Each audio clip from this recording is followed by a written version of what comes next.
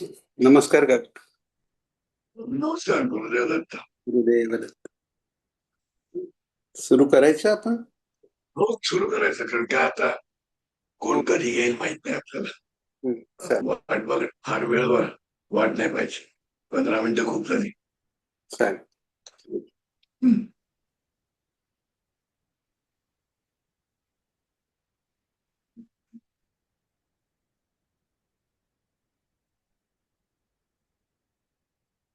वसुदेवसुतं देवं कंसचाणूरमर्दनं देवकी परमानन्दं कृष्णं वन्दे जगद्गुरुम्.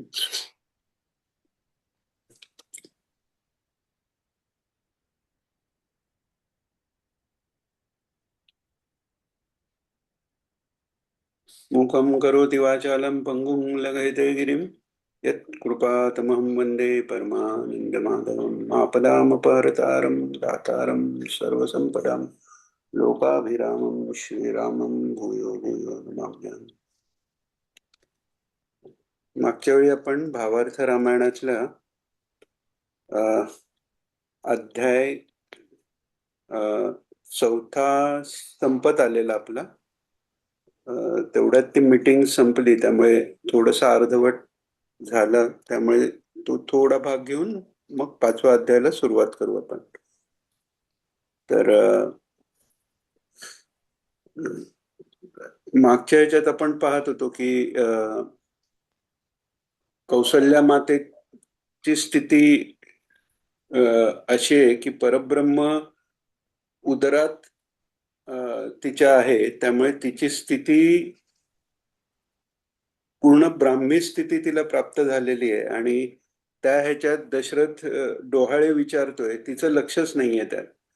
आणि नंतरही तो जाग केल्यानंतर ती जागी झाल्यावर पण ती तिची स्थिती अशी आहे, उन्मनी अवस्था काही तिची गेलेली नाहीये ती. आणि त्यामुळे ती त्या पूर्ण आनंदात आहे. त्यावेळी तिची स्थिती कळण्याकरता वसिष्ठांचा श्लोक आपण पाहिला की म्हणजे भ्रम, ज्यांना ब्रह्मज्ञान झालेलं नाहीये त्यांचा भ्रम कसा की भ्रमामुळेच मी जीव हा अल्पज्ञ मान असा आहे आणि ईश्वर हा सर्वज्ञ सर्वशक्तिमान आहे, दयाळू आहे. असे सगळे जे ईश्वर आणि मी जीव, त्या जीवावर जे अध्यारोप केलेले असतात ते सगळे खोटे आहेत म्हणून सांगितलं. म्हणजे जीव ईश्वर एकत्व जे आहे की अहम ब्रह्मास्मी किंवा तत्वमसी या वाक्यांनी अयमात्मा ब्रह्म तत्वमसी हे जी 4 महावाक्य 4 वेदांची आहेत, त्यातनं हेच सांगितलेलं आहे की जीव आणि ब्रह्म एक आहे. पण एक आहे म्हणजे कसं आहे की जीवाचं जे जीवात्मा मधला जीव पण जे आहे ते बाजूला केलं आणि परमात्म्यातलं परपण जे आहे ते बाजूला गेलं, तर दोन्हीकडे आत्मा तो एकच आहे, म्हणजे सच्चिदानंद एकच आहे. पण भ्रमात जे असतात त्यांना मी वेगळा, ईश्वर वेगळा, हे जग वेगळं, जगातही माझे जवळचे वेगळे, लांबचे वेगळे, चांगले वेगळे, वाईट वेगळे, अशा द्वैतात ज्याला भ्रम आहे तो पडलेला असतो. आणि त्यामुळे जसं पाप आहे तसं पुण्यही खरं वाटतं, धर्म सदाचार हा खरा वाटतो. आता तो जरी मायेचा भाग असला, आपण मागच्या वेळी हेही पाहिलं की वेदांत श्रवण तेवढी तयारी झाल्याशिवाय करू नये, कारण त्यांनी धर्म कर्म याच्यावरचा विश्वास उडण्याची शक्यता असते जर तयारी नसली तर.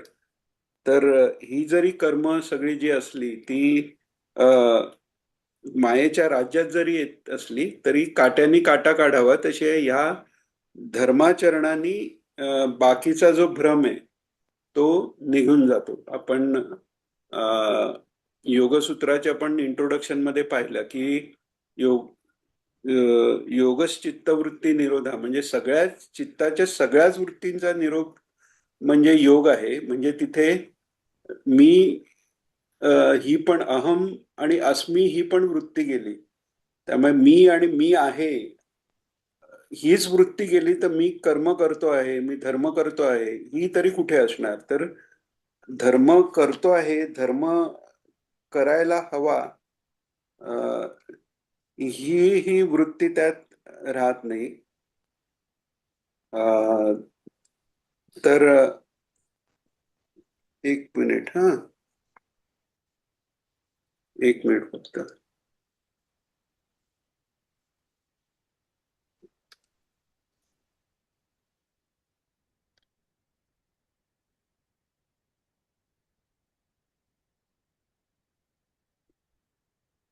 हा, तर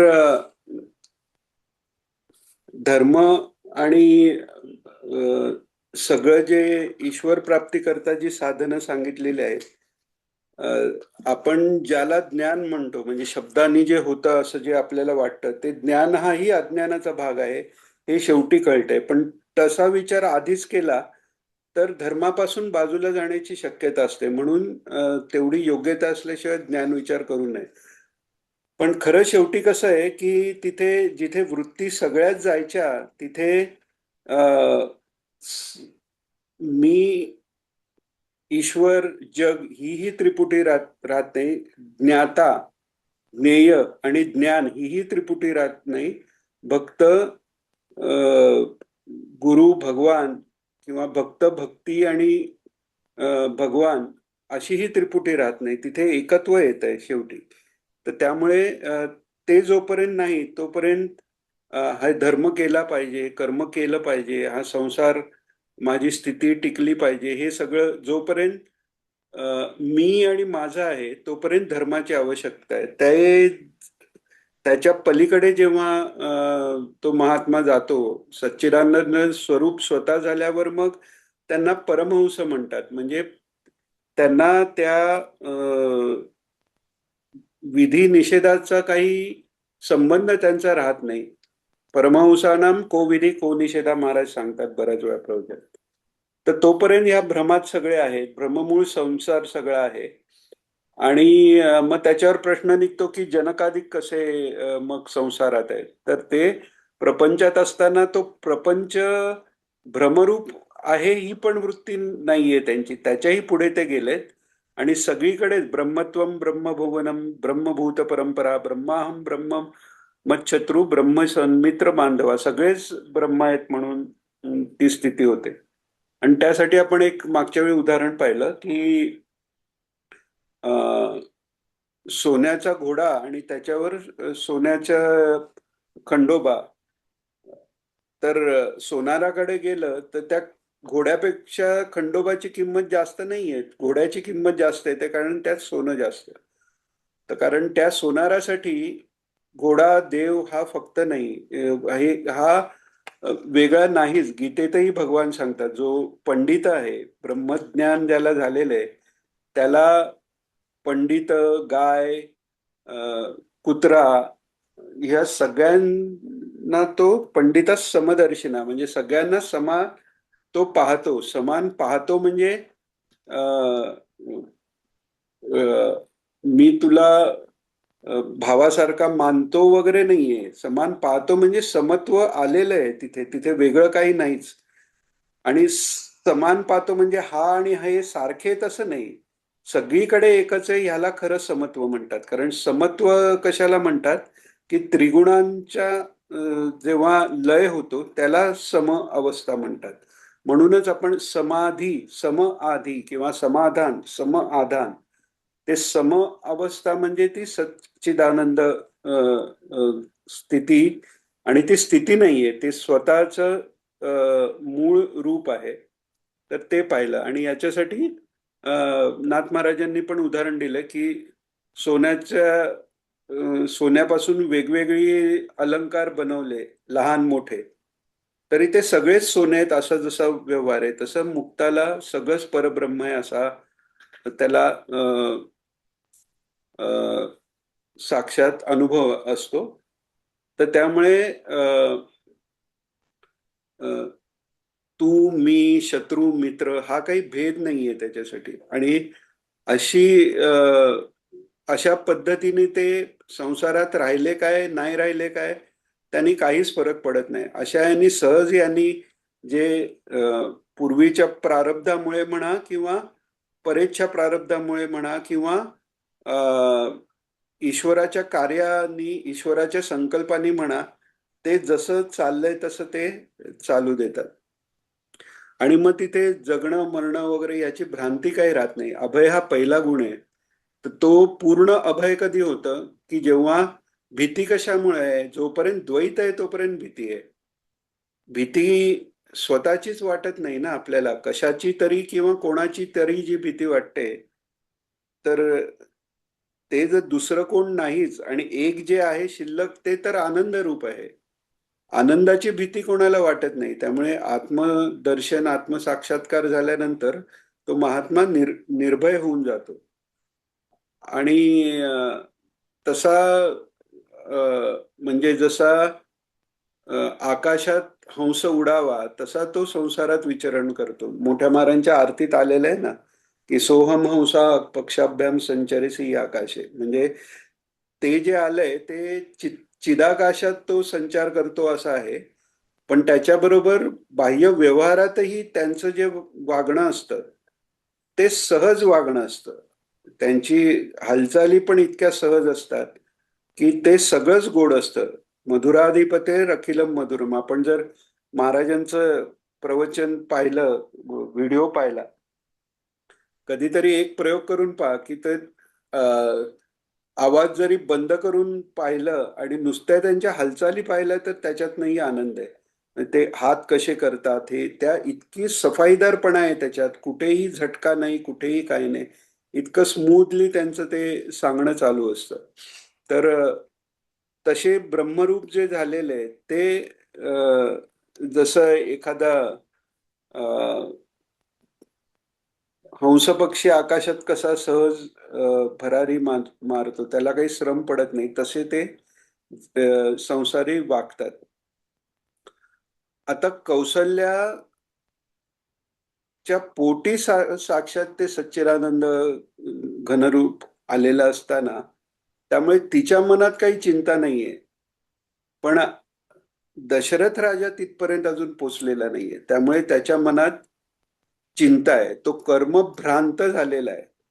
आता मजा अशी आहे की तिच्या पोटी श्रीराम आल्यामुळे ती निभ्रांत आहे.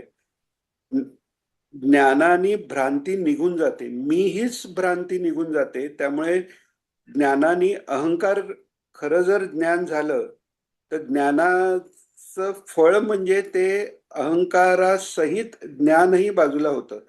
कोणताही ज्ञानी महात्मा मी कळते असं म्हणत नाही.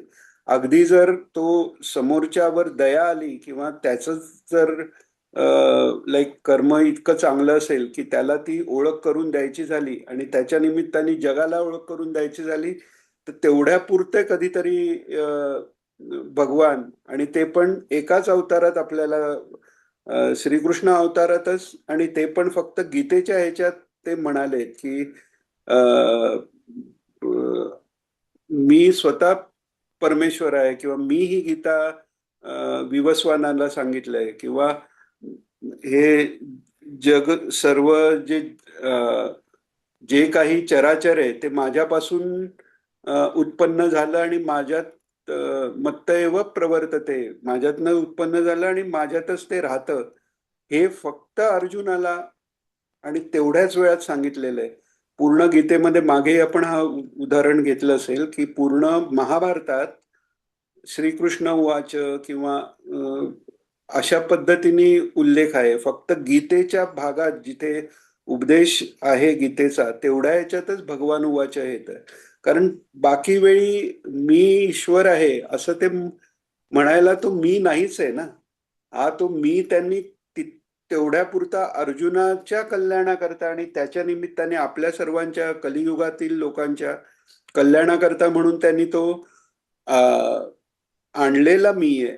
तो काही त्यांचा कायम राहणारा मी नाहीये.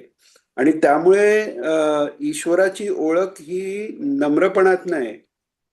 जयविजयांनी जेव्हा सनक सनंदन सनातन सनत कुमार यांना अडवल्यानंतर, यांनी शाप दिल्यानंतर भगवान जे आले ते नमस्कार करतात आणि माफी मागतायत म्हणे की माझे जे भृत्य जे कृत्य करतात त्याचं जबाबदारी मालकाची असल्याने माझा अपराध मी धरतो आणि माफी मागतो. तर तेव्हा ते सनत कुमार सगळे विचार करतात की एकतर आम्ही ह्यांच्या दर्शनाला येऊन ह्यांच्याच सेवकांना आम्ही शाप देतोय आणि हे आमचीच माफी मागतायत, कारण तिथे नम्रत्व आपोआप आहे. आणि त्यामुळे महाराजांनी पण कितीतरी वेळा हे सांगितलेलं आहे की तद्दूरे तत्समीपके, असं वेदांतात उपनिषदात आलेलं आहे. म्हणजे ईश्वर दूरही आहे आणि समीप आहे. तर महाराज असंच म्हणतात, जवळ आहे परमात्मा, पण कोणाला? जे जगा धाकुटे होई जे ते जवळीक माझी. कारण जगा धाकुटे होई जे हे जवळीक माझी का? कारण ईश्वरासारखं आपण होऊनच ईश्वराच्या जवळ येऊ शकतो. ईश्वराच्या विरुद्ध जर आपल्या मनात हे असेल तर ईश्वराच्या जवळ जाता येत नाही. मी ईश्वराची भक्ती करतो आणि माझ्या मनात कोणाबद्दल तरी द्वेष आहे, म्हणजे ती ज्यावेळी द्वेष आहे त्यावेळी भक्ती नाही. आणि मग कधी भक्ती आहे आणि कधी द्वेष आहे, म्हणजे ती अनन्य भक्तीही झाली नाही किंवा अप्रतिहत भक्तीही झाली नाही. अनन्य याचा अर्थ नुसता असा नाही की माझा एक देव कृष्ण किंवा माझा एक देव माझे महाराज आहेत, बाकी कोणाला म्हणजे मी मानत नाही, ही श्रद्धा झाली, पण ही ह्याला अनन्य म्हणत नाही. महाराजांना मानायचं, मग आपल्या व्यवहारासाठी जे कोणी व्यवहारातले मोठे त्यांनाही मानायचं, तिकडेही प्रार्थना करायची, तिकडेही इम्प्रेस करायचा प्रयत्न करायचा व्यवहारिक उन्नतीसाठी, आणि महाराजांना पण मानायचं. मग ते अनन्य नाही. अनन्य म्हणजे दाता एक रघुनंदन, तुझ्याशिवाय मला कोण नाही, तुझ्याशिवाय करता नाही भरता नाही, त्वन्नो माता त्वम पिता दीपस्त्वम त्राता योगक्षेम कृत सद्गुरुस्त्वम त्वम सर्वस्वम नो प्रभो विश्वमूर्ते घोरात कष्टात उद्धरास्मान नमस्ते. ही जी अवस्था आहे ही फक्त भक्तांची नाहीये. भक्तांची जशी ही अवस्था आहे, भावासक्तीम पर्यंत आपल्याला पोचायला वेळ लागतो, पण भगवान कायमच त्या भावासक्तीत आहेत. त्यांना कायमच भक्तांबद्दल त्यांच्या प्रेम आहे. ते तर बसलेले आहेत, त्यांना तर आपलं प्रेम हवं आहे, प्रेमासाठी भुकेलेला आहे भगवान. आपलीच फक्त वृत्ती त्या भगवंतापासून बाजूला होऊन प्रपंचाकडे लागते आणि त्यामुळे सगळं भ्रमात आपण अडकतो. पण कौसल्याचा तो भ्रम नाहीये. त्यामुळे कौसल्य कौसल्या, आणि असं नाहीये की फक्त प्रभू श्रीराम उदरी आल्यामुळे तिची अवस्था तशी आहे. मागे पण ह्यात आपण पाहिलं की मंथरा ही कुबुद्धी आहे, त्याच्यानंतर कुविद्या आहे, कैकई ही अविद्या आहे, आणि सुमित्रा ही सुविद्या आहे. आता सुविद्या म्हणजे काय? तर सुविद्या म्हणजे धर्म करावा, ही जी बुद्धी आहे, धर्माचं आचरण, धर्माचा अभ्यास, संतांची चरित्र, त्यांचे देवाची चरित्र, त्यांचे वाङ्मयाची सत्संगती, ही सगळी सुबुद्धी आहे, सुविद्या आहे. अविद्या काय आहे? तर संसारासाठी जे काही करण्याची जी बुद्धी, ती अविद्येतनं येते. आणि दुसऱ्याचं वाईट व्हावं किंवा फक्त माझंच चांगलं व्हावं बाकी, तर ही कुविद्या आहे. म्हणजे त्या कुविद्या, अविद्या आणि सुविद्या, आणि ह्याच्या पुढची ही कौसल्या माता आहे. म्हणजे ती तम, रज आणि सत्वाच्याही पुढची तिची अवस्था आहे. म्हणूनच परब्रह्म तिच्या ठिकाणी प्रकट झालेला आहे. पण राजा कसा आहे, तर तो कर्मभ्रांत आहे. म्हणजे कर्माच्या पुढे ज्ञानाचा लाभ झाल्यावर असं नाही की ज्ञान कळलं, म्हणजे आधी मला कर्म कळलं, कर्म मार्गाने जातोय, व्यवस्थित कर्म होतोय, धर्म होतोय, म्हणजे मला कर्म कळलं नाही, त्यालाही कर्म भ्रांत म्हटलेलं आहे. म्हणजे याचा अर्थ कर्म काय राजाला कळत नाही असं नाही, पण कर्म करावं हीच भ्रांती आहे. आता ही भ्रांती ही पण धर्माप्रमाणे जे आहे त्यालाच कर्म म्हणतात. ते करणं ही पण खूप वरची अवस्था आहे. पूर्ण धर्माचरण करणं ही वरची अवस्था आहे. तेव्हा धर्माचरण केलंच तर तेव्हाच तुम्हाला ती मेधा जी आहे ती तुम्हाला वरते. म्हणजे तेव्हाच तो इतका धर्माचरण आहे म्हणून तर कौशल्य बरोबर त्याचा विवाह झालेला आहे. पण इथे शरीर रूपाने हे दोन असल्यामुळे त्याला तो कर्मभ्रांत आहे. आणि तो ती आत्मानंदात निमग्न आहे हेही त्याला लक्षात येत नाहीये. म्हणजे एखाद्या सत्पुरुषांची ओळख होण्यासाठी शुद्धी किती लागते, की नुसतं धर्माचरण नाहीये, त्याच्याही पुढचा जेव्हा विचार होतो तेव्हा सत्पुरुष करायला थोडी थोडी सुरुवात होते. म्हणजे हे सगळं आपल्याला भावार्थ रामायणाचा हाच आपल्याला फायदा आहे, की हे जेव्हा आपण वाचतोय याचा विचार करतोय तेव्हा आपल्याला लक्षात येते की आपल्या सद्गुरूंबद्दल आपल्याला किती कमी माहिती आहे. म्हणून पुन्हा पुन्हा त्यांचं वाचावं, पुन्हा पुन्हा ऐकावं, आपण वाचावं, दुसऱ्यांना वाचू द्यावं, चर्चा व्हावी. महाराजांनीच सांगितल्याप्रमाणे एकाने चिंतन करावं, अनेकांनी मिळून करावं आणि सर्वांनी करावं म्हणून. तर ते जे आहे ते वाटणं का आवश्यक आहे ते आपल्याला या भावार्थ रामायणातनं कळून येते इथे. तर तिथे म्हणून तो तरी तिला ते डोहाळेच विचारतोय.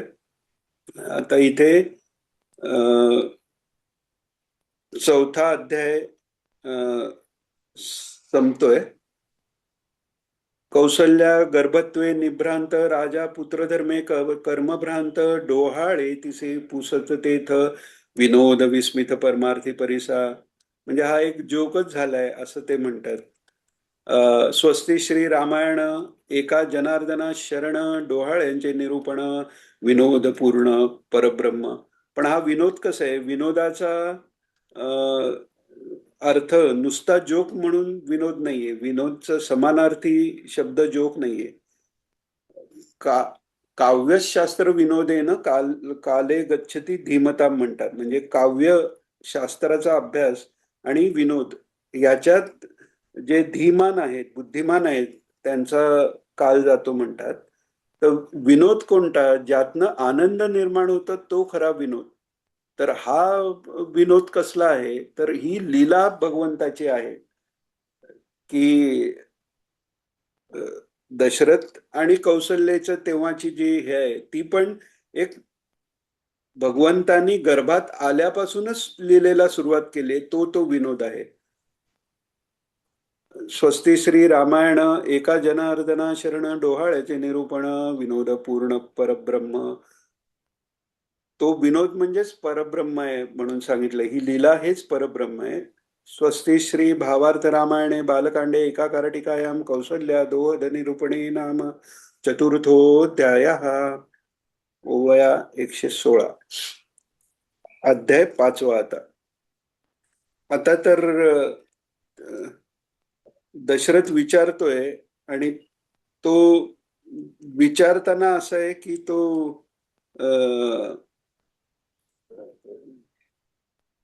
तिने डोळे थोडेसे उघडले. पुन्हा तो राजा तिला डोहाळे विचारायला गेला. हिची स्वरूपी स्थिती आहे, डोळे जरी उघडले तरी स्वरूपी स्थिती आहे.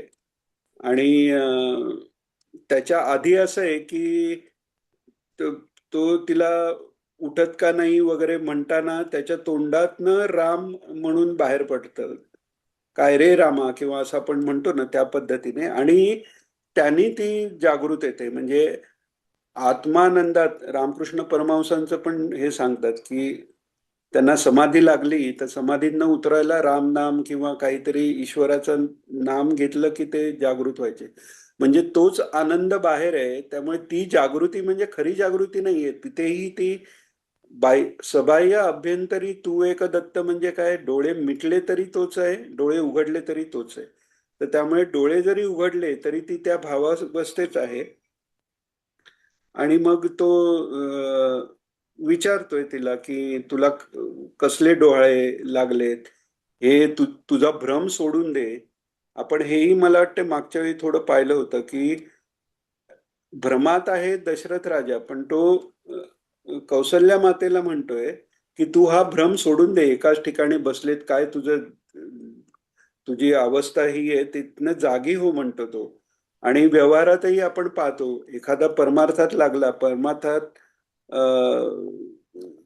त्याला म्हणजे कसं असतं, मोठे मोठे परमार्थातले पण साधक मंडळी पण असतील, दुसऱ्यांचा मुलगा जेव्हा परमार्थात सगळं सोडून जायला निघतो तर त्याचे कौतुक करतात, पण स्वतःचं पोर निघालं की ह्यांच्या परमार्थांच्या डेफिनेशन बदलतात. मग कर्ममार्गाचा सगळा पुरस्कार समोर येतो. हे सगळीकडे आहे, म्हणजे हे असं काही कोणासाठी म्हणजे कमीपणा अशा दृष्टीने नाही, तो भ्रमच इतका मोठा आहे की कोणत्या क्षणी आपल्याला कशा पद्धतीने फसवतो, कोणत्या ममतेत अडकवतो आपल्याला सांगता येत नाही.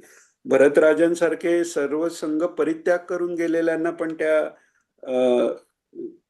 हरणाच्या पाडसात त्यांनी अडकवलं त्या महामायेने, त्यामुळे ते होऊ शकतं. तर तो तसा तिलाच म्हणतोय की काय तू हा भ्रम सोड आणि तुला काय आवडतंय ते सांग. तर ती म्हणते की डोहाळे बिहाळे ते राहिलं बाजूला, तर ती म्हणते मी अवघा राम, येरी म्हणे मी अवघा राम, मज माझी तव कैचा भ्रम, अवतरलो पुरुषोत्तम देवांचे श्रम फेडावया. येरी म्हणे मी अवघा राम, येरी म्हणे मी राम म्हटलेलं नाहीये. अवघा राम म्हणजे जे जे काही आहे तो मी राम आहे, म्हणजे हे शरीर म्हणजे मी राम आहे ही पण भावना नाहीये. मी अवघा राम, जो जो राम दशरथ का बेटा, वो राम घट घट में लेटा, वही राम जगत पसारा, तो राम आहे. आणि त्याच्याही पेक्षा मेरा राम सबसे न्यारा म्हणून सगळ्यापेक्षाही वेगळा जो राम आहे, तर तशी तिची सर्व विश्वाला व्यापून त्याच्याही पुढे जो आहे ती, तर तो जो किंचित तिला जी भानावर आली किंवा किंचित जो मीपणा म्हणायला गेला तर मीपणा म्हणताच येणार नाही, कारण ती मी राम आहे असं पण नाहीये. मी अवघा राम म्हणजे ते पूर्ण सर्वत्र मी रामरूपच आहे असं ती सांगते. कौसल्या पण काहीच नाहीये तिच्यात. मज माझी तव कैचा, तुलाच कसला भ्रम झालाय माझ्यात ते सांग, असं ती म्हणते.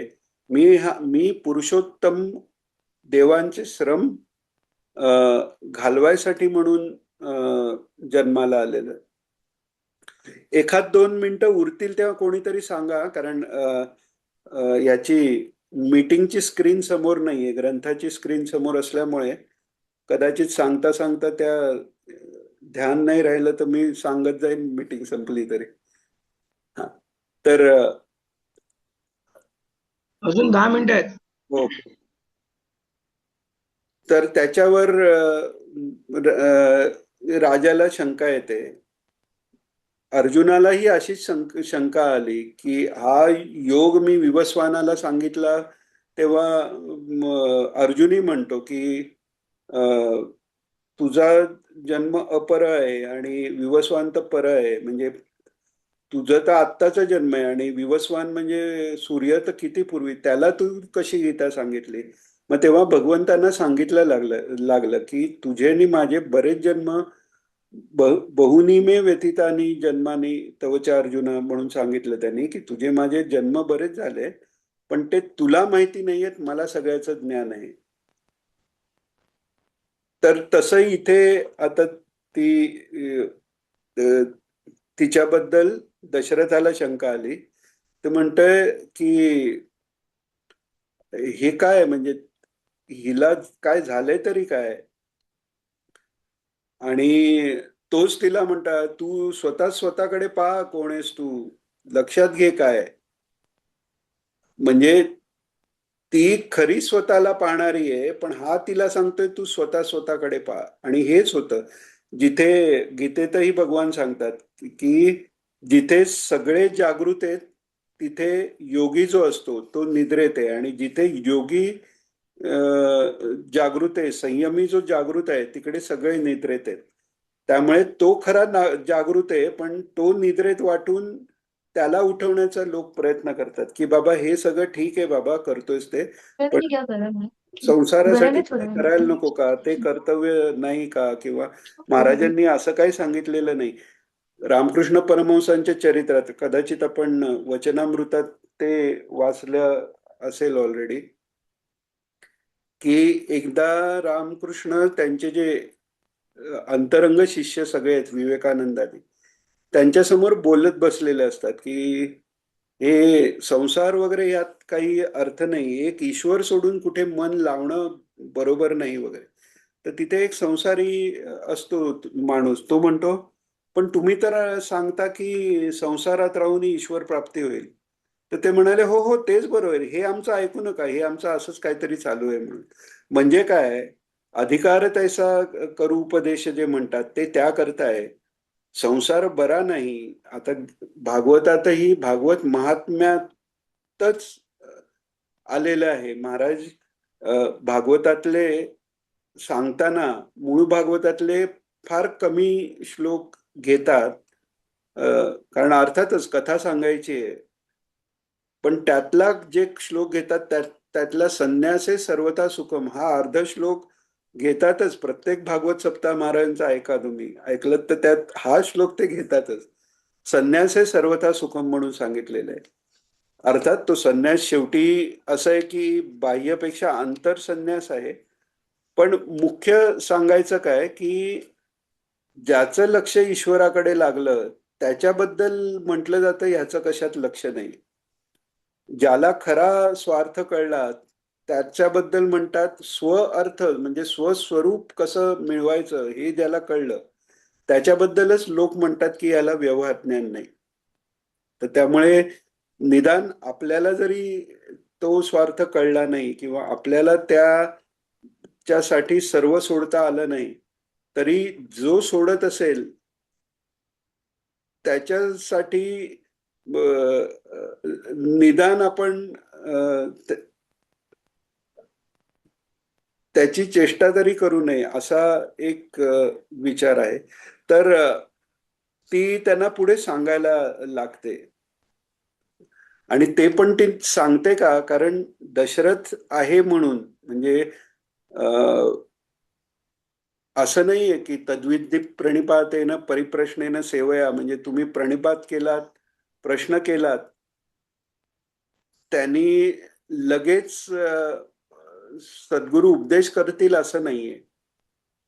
गीतेतही शेवटी 18व्या अध्यायात भगवान सांगतात की अर्जुनाला गीता सांगून झाल्यावर भगवान सांगतात की हे जे मी तुला सांगितलं ते तू योग्य अधिकाऱ्याला सांग. आणि योग्य अधिकारी कसा, तर एक तर माझ्या बद्दल प्रेम असलेला आणि सांगण्याच्या वेळी पूर्ण लक्ष आणि इंटरेस्ट असलेला. म्हणजे ईश्वराबद्दल प्रेम आहे पण कोणतरी समजा व्यवहाराचं त्याचं काहीतरी काम चालू आहे, लक्ष नाहीये, त्यावेळीही गीता सांगू नये म्हणतात. आणि हे कसं आहे, प्रत्येकाला आपल्याला भगवंत वेगवेगळ्या रूपाने येऊन आपल्याला प्रचिती देत असतो. आता काही लोक म्हणतात की अरे ह्याला इतके अनुभव आहेत मला तितके नाहीत. तर असं नसतं. अनुभव ईश्वर सगळ्यांनाच देत असतो. आपण किती ते अनुभव घ्यायला कीन आहोत त्यांनी ते अनुभव येतात. म्हणजे आपण समजा न्यूटनचं उदाहरण घेतलं की वरून फळ पडलं, म्हणजे अनुभव फळ पडण्याचा त्यालाही आला, कित्येक लोकांना आला, पण त्या अनुभवाला त्याला ते व्यावहारिक का होईना ते ज्ञान त्याला मिळालं, कारण तो तेवढा जिज्ञासू होता. तर त्यामुळे आपले कान जर उघडे असले, आपले डोळे जर उघडे असले, आपलं मन जर शिकण्याच्या अवस्थेत असलं, तर तो उपदेश कुठूनही मिळतो. बालादपी सुभाषितम ग्राह्यम, तो पूर्ण श्लोक तर असा आहे की विषात अमृत पडलेलं असेल तरी ते घ्यावं म्हणतात. घाणीत सोनं पडलं असेल तरी ते उचलावं.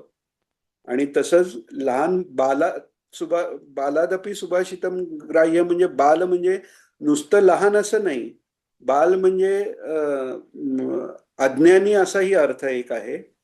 तर अज्ञानी जरी असला पण त्याच्या तोंडून जरी चांगले काहीतरी गोष्ट निघाली, भले त्याला पण त्याचा अर्थ कळत नसेल, पण जर चांगली गोष्ट निघाली तर ती घ्यावी. त्यामुळे ही जर वृत्ती असेल शिकण्याची, तर शिकवणारे वेगवेगळ्या रूपाने येतात. भगवंतांनी, दत्तात्रयांनी स्वतः 24 गुरु केलेत. ते 24 गुरु कशा कशा करतायत, तर हेच सांगण्या करतायत.